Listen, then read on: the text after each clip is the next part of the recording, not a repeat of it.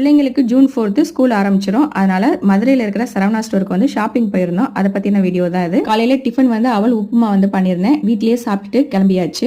நாங்க மதுரையை ரீச் பண்ணப்ப மணி வந்து 12 மணி இருக்கும். அதனால கொஞ்சமா ஸ்நாக்ஸ் சாப்பிட்டுட்டு உள்ள போயிடலான்ட்டு பப்ஸ் டீ எல்லாம் சாப்பிட்டுட்டு தான் உள்ள போயிருந்தோம். இந்த வருஷத்துல இருந்து என் 2வது பையனும் வந்து ஸ்கூலுக்கு போறான். அதனால அவனுக்கும் வந்து பேக் அதெல்லாம் எடுக்கிறதுக்காண்டி தான் மதுரைக்கு வந்திருந்தோம். இல்லைன்னா விருதுநகர்லயே பார்த்து எடுத்திருப்போம்.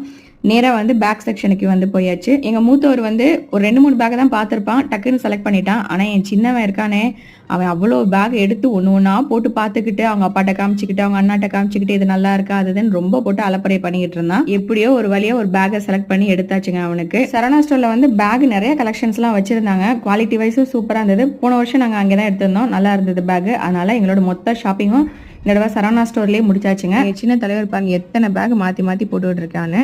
எல்லா ஷாப்பிங்கை முடிக்கிறதுக்கே 5 o'clock ஆயிடுச்சு. அதுக்கப்புறம் லஞ்சு சாப்பிட்டுட்டு ஊருக்கு கிளம்பியாச்சு.